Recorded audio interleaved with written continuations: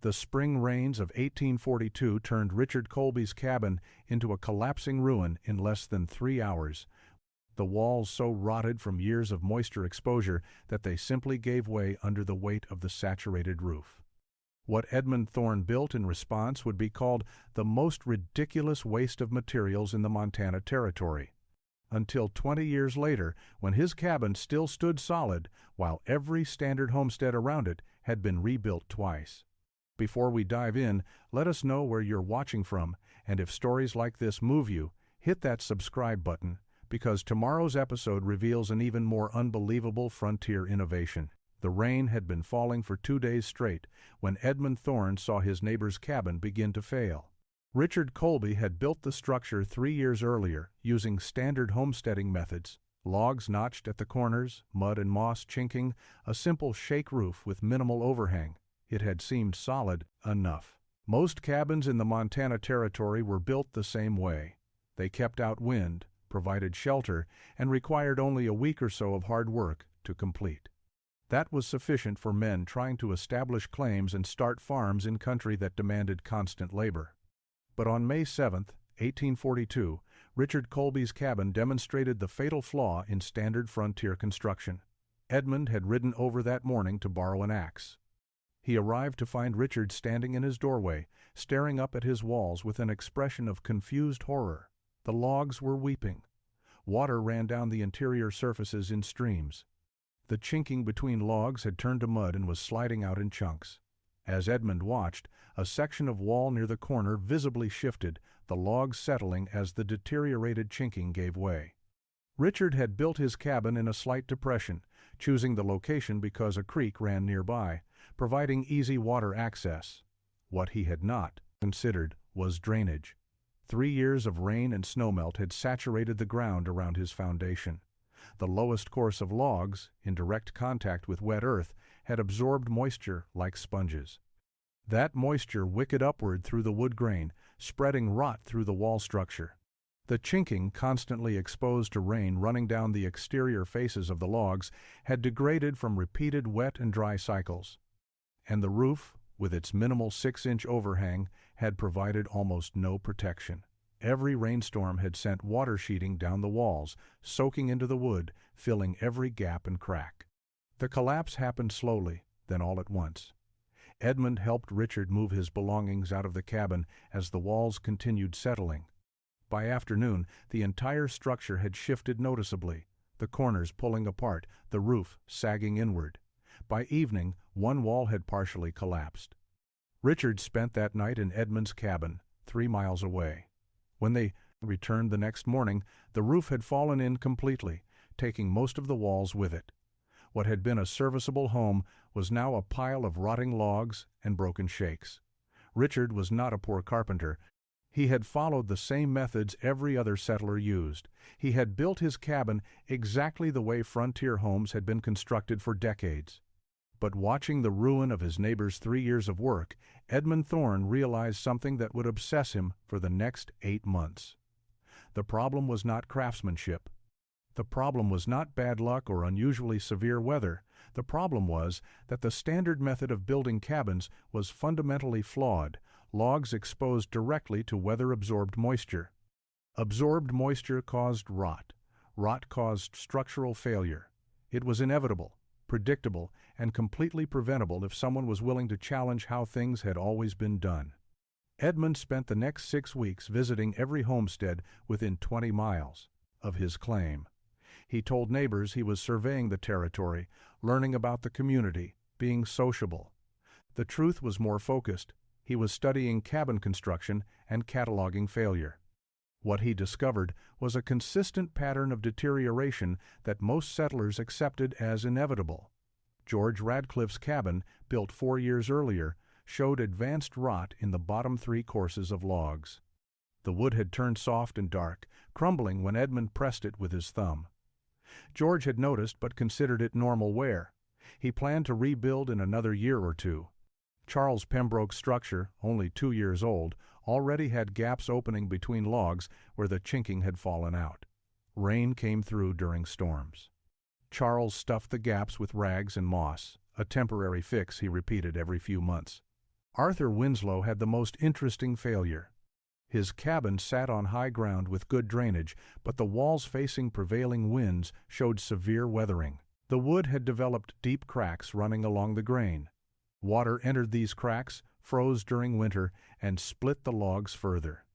Arthur had tried sealing the cracks with pine pitch, but the damage continued spreading. He estimated his cabin had perhaps 3 more years of useful life before the walls would need replacing. Edmund examined foundations, inspected chinking, studied roof overhangs, and measured the distance water traveled down wall faces during rain. He found cabins where the lowest logs had rotted completely through, the structures remaining upright only because upper courses were still sound. He saw walls where moisture damage had created soft spots that insects had colonized, further accelerating decay. He documented cases where corner notches had deteriorated, allowing walls to shift and separate. The pattern was undeniable. Every cabin built using standard methods showed moisture damage proportional to its age and exposure. Structures in low areas near water failed fastest.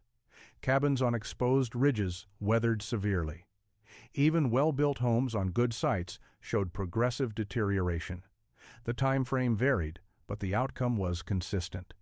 Frontier cabins had a functional lifespan of 5 to 8 years before requiring major reconstruction or complete rebuilding. Most settlers accepted this reality. Building a cabin took a week of hard work. Rebuilding every few years was simply part of frontier life, like clearing fields or repairing fences. But Edmund could not accept it.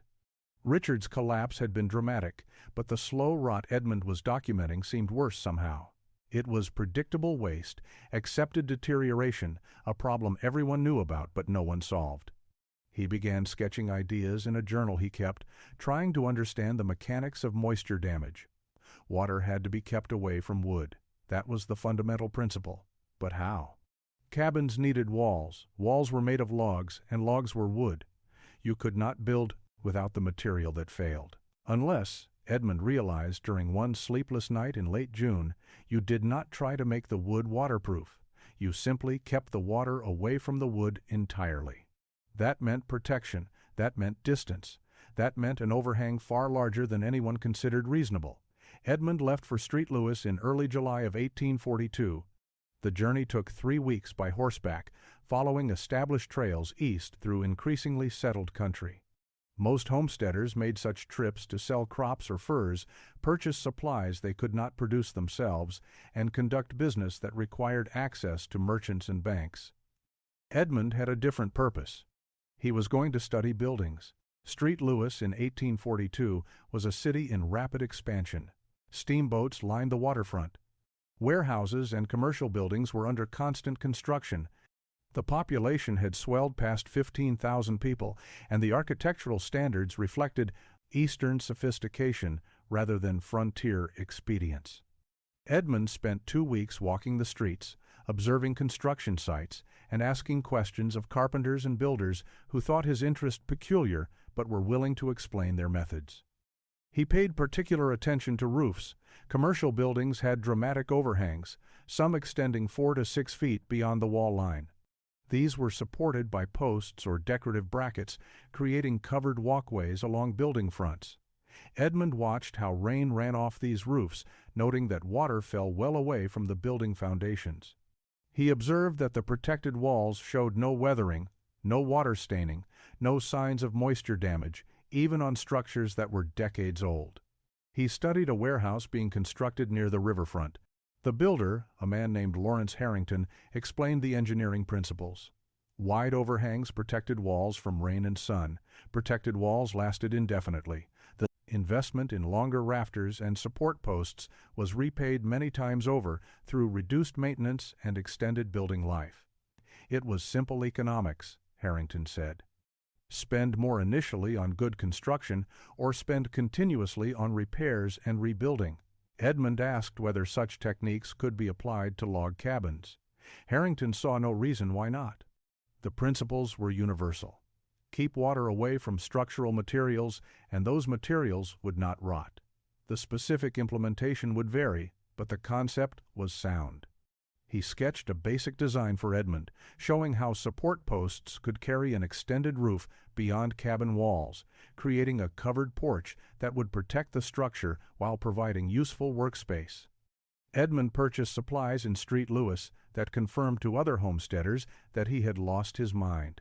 He bought 60 pounds of square-cut nails at significant expense. He purchased iron brackets designed for timber framing.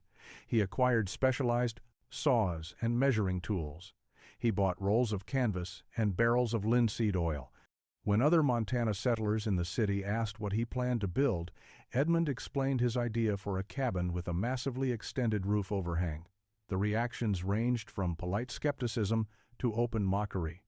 Arthur Winslow in St. Louis selling wheat told Edmund he was wasting money on unnecessary materials. George Radcliffe suggested Edmund had spent too much time in the sun. Charles Pembroke laughed outright and said he looked forward to seeing this ridiculous structure. Edmund did not argue. He simply loaded his supplies onto a pack train and began the journey back to Montana, certain that what he was about to build would prove more durable than anything his neighbors considered sensible. Edmund began construction in mid-August of 1842 on a site he had selected with obsessive care. The location sat on a gentle rise with clear drainage in all directions, good southern exposure for winter sunlight, and proximity to a spring that would provide clean water year-round. He spent the first week preparing the site, clearing brush, leveling the ground, and laying out the cabin dimensions using stakes and string. The cabin itself would be modest in size, 16 feet by 20 feet, large enough for comfortable living, but not so large as to require excessive materials. What would not be modest was the roof system. Edmund had calculated that his overhang would extend 5 feet beyond the cabin walls on all 4 sides, creating a covered porch area that would completely protect the log structure from weather exposure. He began by setting the support posts that would carry the extended roof. This was where the mockery started. Standard cabin construction used no posts at all, the roof resting directly on the walls. Edmund dug post holes 5 feet out from where his walls would stand, creating a perimeter of supports that looked absurd before the cabin itself existed. Each hole went down 3 feet into the earth, past the frost line, filled with rocks for drainage before he set the posts. George Radcliffe rode by on the 3rd day and stopped to watch. He studied the layout in silence for several minutes before speaking. "The posts are too far out," he said. Edmund explained that the posts would support an extended roof. Radcliffe shook his head. "That is a waste of good logs," he said. "You will use more timber on posts than most men use for entire cabins." He rode away, convinced Edmund had miscalculated his measurements and would need to start over once he realized his error. Charles Pembroke visited later that week with Arthur Winslow. Both men examined the post layout and exchanged glances that communicated their shared opinion without words. Pembroke asked Edmund directly whether he understood that the roof overhang only needed to extend past the walls by 6 to 12 inches. Edmund said he understood standard practice but was building differently. Winslow asked why any man would waste materials and labor on a porch roof that could house a family of 4. Edmund explained his observations about moisture damage and the protective benefits of extended overhangs. Winslow laughed and said Edmund was building a barn roof over a cabin. Pembroke suggested Edmund had been influenced by city architecture that had no place on the frontier. The posts went up regardless of community opinion. Edmund set 12 posts in total, 3 on each side of the cabin perimeter, each post carefully plumbed vertical and braced with temporary supports. They stood like sentinels, marking territory 5 feet beyond where his cabin walls would rise. To anyone passing by, the layout looked wrong, excessive, the work of someone who did not understand proportion or frontier economy. Edmund understood perfectly. He was building something that would outlast everything his neighbors considered reasonable. The cabin walls went up using logs Edmund had selected and prepared with unusual care. He chose straight pines approximately 12 inches in diameter, rejecting any timber with excessive taper or irregular growth. Each log was stripped of bark and shaped to create consistent contact surfaces. The corner notching was precise, fitted so tightly that gaps between logs measured less than half an inch. This attention to detail added weeks to construction time, but created walls that were fundamentally more sound than standard frontier work. But the walls were merely foundation for what Edmund considered the essential element. The roof system began with rafters that were dramatically longer than conventional construction required. Where a standard cabin roof used rafters spanning perhaps 20 feet from eave to eave across a 16-foot wide cabin, Edmund's rafters measured 30 feet, extending 5 feet beyond his walls on both sides to reach the support posts he had set. He cut these rafters from the straightest timbers he could find, shaping them to uniform dimensions. The weight of 30-foot logs was substantial. Raising them into position required a pulley system Edmund rigged using rope and a tripod frame. He worked alone, lifting each rafter incrementally, securing it temporarily, then adjusting until the positioning was exact. Neighbors who saw him struggling with this process suggested he was making simple work complicated through stubbornness. The rafters rested on the cabin's top wall logs at one end and on the perimeter support posts at the other, creating a roof structure that extended far beyond the protected space beneath. Edmund spaced the rafters 18 inches apart, closer than standard practice, creating a framework capable of supporting significant weight. Across these rafters he laid split planks he had hewn flat on one side, each plank overlapping the one below like shingles, creating the first layer of the roof surface. The planking alone took 2 weeks to complete. Edmund worked methodically, fitting each piece, securing it with the square-cut nails he had brought from St. Louis.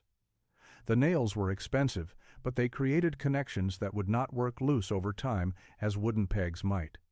Over the planks he laid birch bark in overlapping layers, creating a waterproof membrane. Over the bark he spread a mixture of clay and linseed oil he had prepared, sealing every potential leak point. The final layer was sod, living earth with grass still rooted in it, cut in sections and laid across the entire roof surface.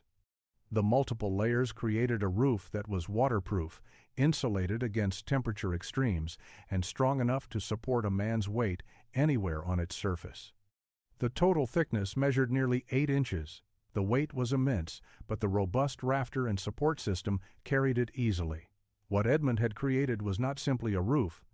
It was a comprehensive weather protection system that would keep his cabin walls completely dry regardless of rain, intensity, wind direction, or seasonal weather patterns. From the ground, looking up at the massive overhang, extending 5 feet beyond the cabin on all sides, the structure appeared grotesquely overbuilt.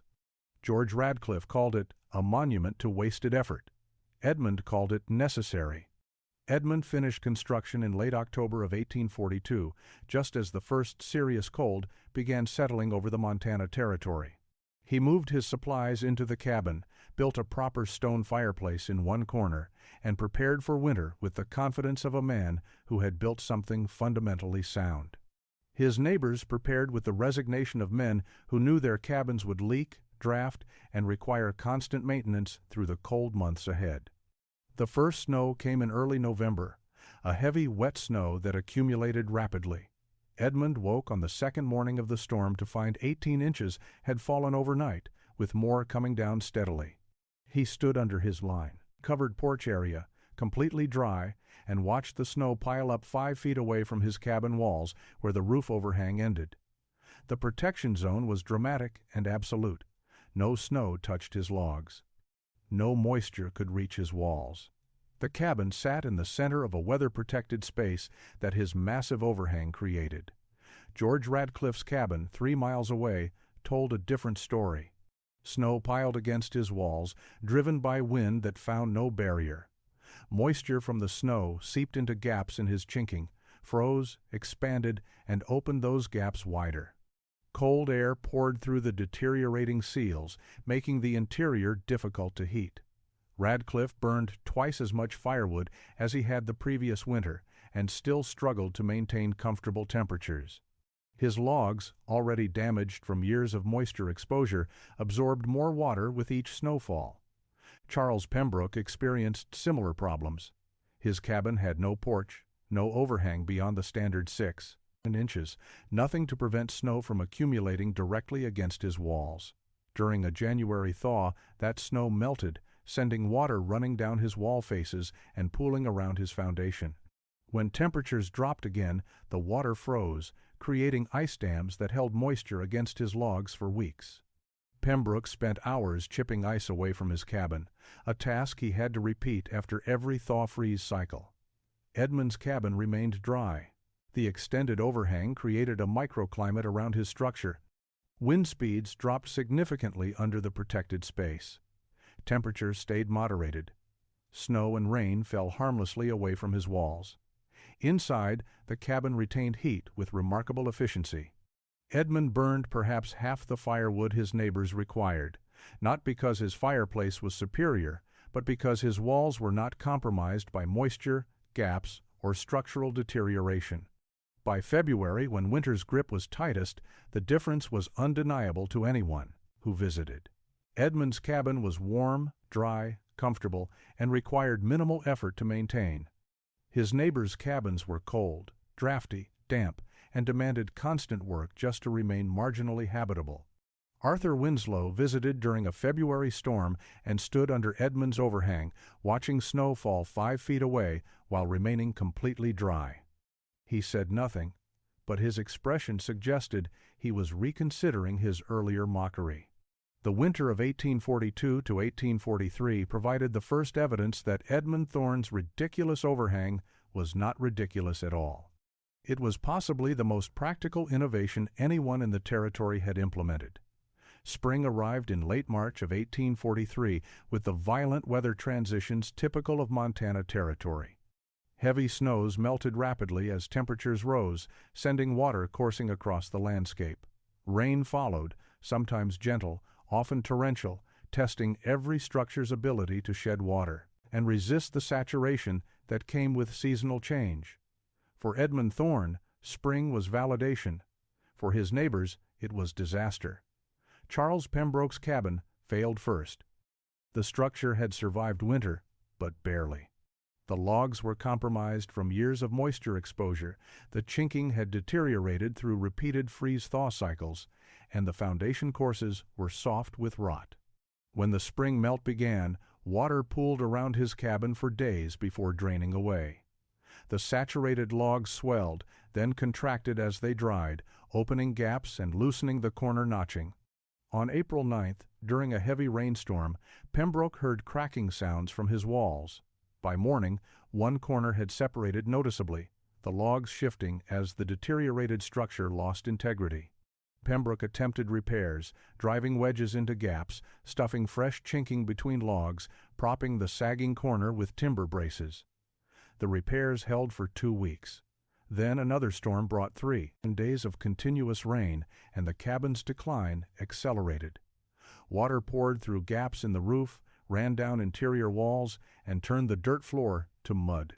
Pembroke abandoned the structure in early May and moved temporarily into Arthur Winslow's cabin while deciding whether to repair or rebuild.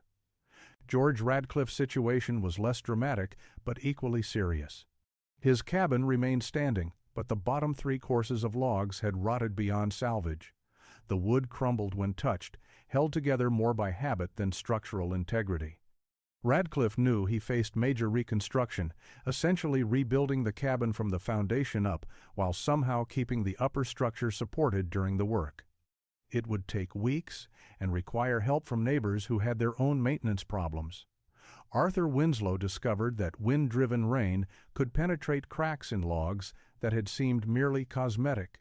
His cabin filled with water during storms, soaking his supplies and making the interior uninhabitable until things dried out. He spent days moving belongings to the driest corners, covering everything with canvas, and accepting that he would need to replace at least a dozen logs in his walls before the next winter. Edmund's cabin showed no deterioration. The spring rains that destroyed or damaged neighboring structures never touched his walls. Water ran off his massive overhang and fell 5 feet from his foundation, creating a drainage pattern that carried moisture away from the cabin rather than toward it. His logs remained dry, his chinking stayed intact, his structure held firm. He burned normal amounts of firewood for cooking and evening warmth, not the excessive amounts required to dry out moisture-compromised cabins. By late May, when the settlement gathered for a barn raising at Benjamin Fletcher's new claim, the conversation turned inevitably to Edmund's construction method.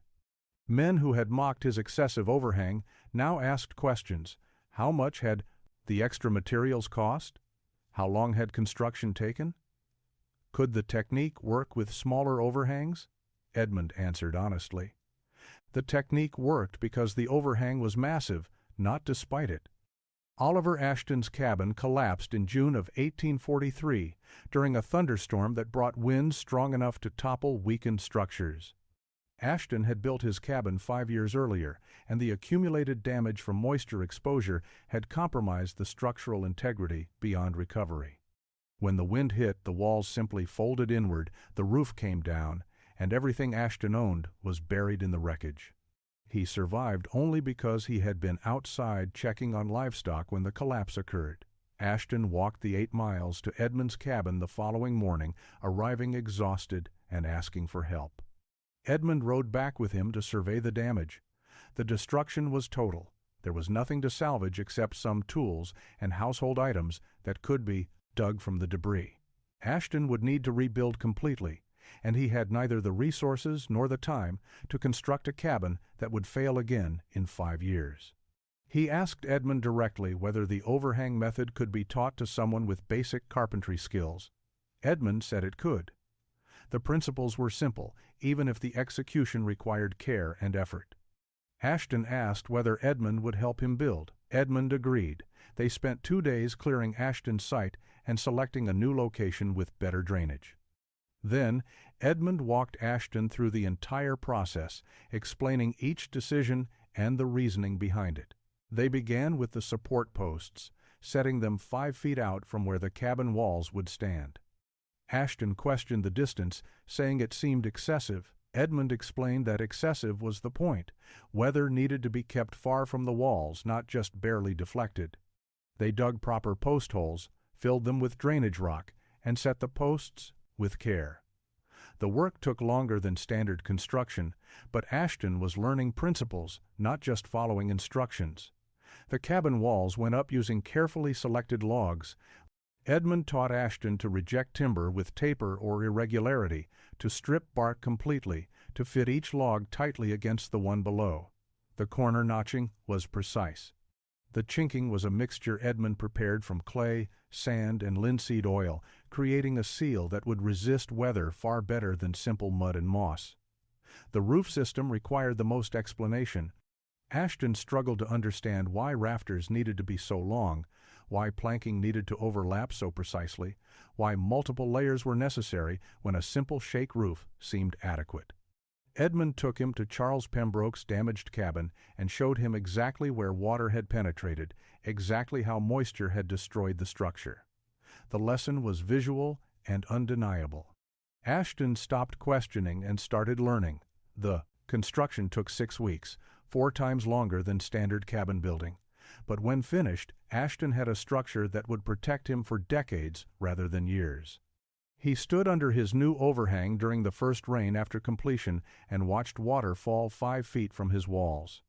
He understood then what Edmund had been trying to explain. The overhang was not excessive, it was exactly sufficient. Word spread through the Montana Territory over the following 2 years, not through deliberate promotion, but through the organic transmission of practical knowledge. Settlers rebuilding failed cabins asked Edmund for advice. Men starting new claims visited to examine his construction before beginning their own. The technique that had been mocked as ridiculous in 1842 was being adopted as standard practice by 1845. Benjamin Fletcher was the first to build using Edmund's method without direct assistance. Fletcher had attended the barn raising where Edmund had explained his principles and had taken careful notes. When Fletcher began construction on his permanent cabin in the spring of 1844, he set his support posts 5 feet out from his walls and built an extended overhang that matched Edmund's design. The result was a structure that immediately showed the same weather resistance Edmund's cabin demonstrated. Fletcher's neighbors, seeing another successful implementation, began reconsidering their own construction plans. George Radcliffe rebuilt in the summer of 1844 after his rotted foundation logs finally required replacement. He had resisted Edmund's method initially, considering it wasteful despite the evidence of its effectiveness. But facing a complete rebuild, Radcliffe chose to invest the extra time and materials in construction that would last. He modified Edmund's design slightly, using a 4-foot overhang instead of 5, but maintained the core principles. His new cabin showed immediate improvement in weather protection and thermal efficiency. Arthur Winslow rebuilt in 1845, incorporating not just the extended overhang, but every detail Edmund had developed. Winslow had been among the most vocal critics of Edmund's original construction, calling it excessive and impractical. His conversion was therefore particularly significant. When other settlers questioned whether the method was worth the effort, Winslow told them about spending winters in drafty cabins, about repairing storm damage every spring, about replacing logs every few years. He told them Edmund's method eliminated all of those problems permanently. The technique acquired a name through common usage. Settlers began referring to overhang-style cabins or thorn-style construction when describing buildings that incorporated extended roof protection. Edmund never promoted the terminology, but it spread regardless. By 1846, roughly half of new cabin construction in the region used some variation of his design. The specific dimensions varied based on materials and builder skill, but the principle remained consistent. Keep weather away from walls and structures, last indefinitely. The economic impact became clear as the settlement matured. Men who had built standard cabins faced rebuilding costs every 5 to 8 years, requiring labor and materials that could have been invested in land improvement or livestock. Men who built using Edmund's method invested more initially, but faced minimal maintenance costs for decades. Over 20 years, the savings were substantial. More importantly, the reliability was valuable beyond economics. A cabin that survived storms without damage, that stayed warm in winter without excessive fuel consumption, that required no constant repairs, freed settlers to focus on farming, ranching, and building prosperity rather than merely surviving. Edmund Thorne had solved a problem most men accepted as unsolvable. His solution required no new technology, no imported materials, no specialized skills. It required only the willingness to challenge assumptions. Edmund Thorne left Montana in 1858, 16 years after building the cabin that changed how settlers approached frontier construction. The fur trade had collapsed, but agriculture had taken its place, and the territory was filling with families rather than solitary trappers and homesteaders. Edmund sold his claim to a young farmer from Pennsylvania who paid premium price specifically because the cabin was built in the Thorne style and would require no repairs for decades.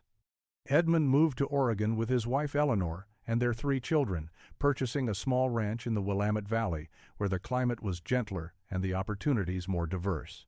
He built a house there using the same principles he had developed in Montana, extended overhangs protecting the structure from the region's heavy winter rains. He lived quietly, ranching cattle and horses, serving occasionally on town councils, raising his family in comfort that frontier Montana had never offered. But in Montana, his legacy continued building itself through the structures he had inspired.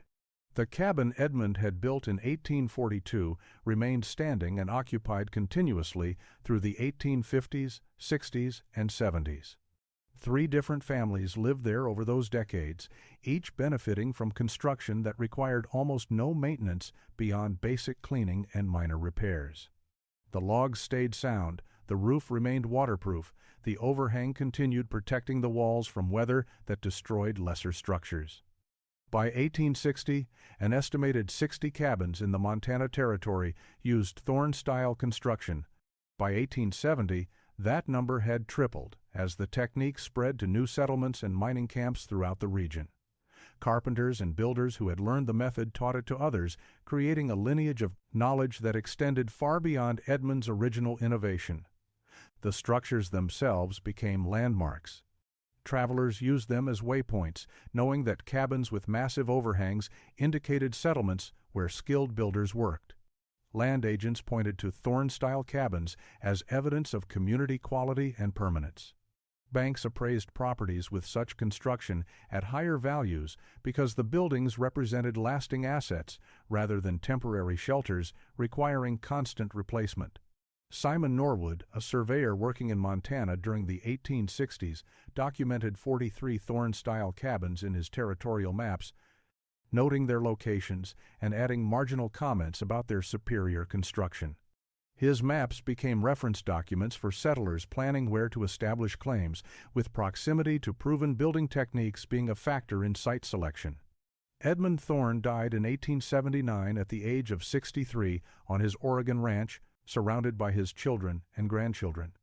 He was buried in a small cemetery outside Eugene, his gravestone making no mention of his Montana years or the construction innovation that bore his name. His family knew him as a rancher, a father, a quiet man who had built a good life through steady work and practical wisdom. But in Montana, cabins he had inspired still stood, weathered but solid, protecting families from the same weather that had destroyed Richard Colby's cabin 37 years earlier. The impossible had become routine. A massive overhang was no longer ridiculous. It was simply how you built something meant to last.